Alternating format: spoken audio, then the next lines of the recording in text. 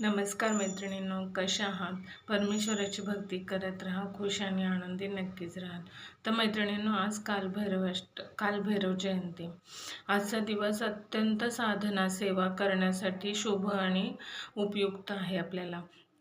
तर आपल्याला अनेक प्रकारचे प्रॉब्लेम असतील. समजा जर कोणाला अपमृत्यूची भीती वाटत आहे, कोणाचा मुलगा, नवरा, वडील हे व्यसनाच्या आहारी गेले आहेत, अशा निगेटिव्हिटी दूर करण्याची ही देवता आहे. म्हणजे कालभैरव म्हणजे साक्षात भगवान शिवांचं, भगवान महादेवांचं हे रौद्र रूप कालभैरवनाथ.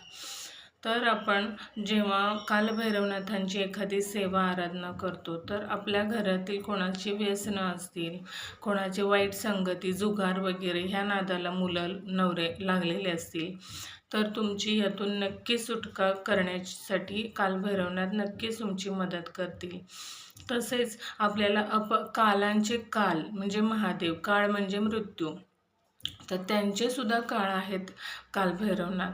तर आपल्याला समजा अकाल मृत्यूची भय असेल, कोण घरात खूप आजारी असेल आणि आपल्याला वाटत असेल त्यांनी बरं व्हावं, किंवा आपल्याला कुठल्या आपल्या प्रिय व्यक्तीच्या अकाल मृत्यूचं भय असेल, तर आपण ही कालभैरवांची जर साधना केली तर आपल्याला नक्कीच मदत होईल यातून.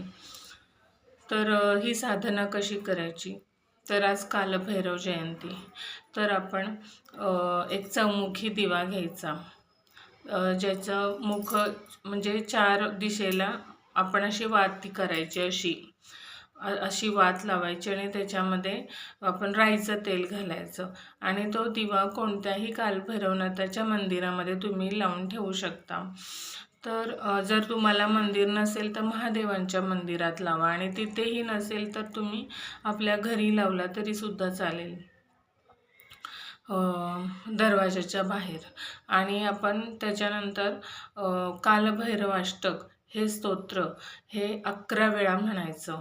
त्याच्यासाठी समोर पाण्याचा ग्लास ठेवायचा आणि 11 वेळा म्हटल्यानंतर ते पाणी आपण घरातल्या व्यक्तींना सगळ्यांना प्यायला द्यायचं. नक्कीच कोणत्याही अनिष्ट गोष्टींपासून तुमची सुटका होईल. आणि हे बरोबर 43 दिवस करा, 11 वेळा. आणि 43 दिवसानंतर एकदा जरी म्हटलं ना तरीही कालभैरव आपली नक्कीच मदत करतील. नमस्कार.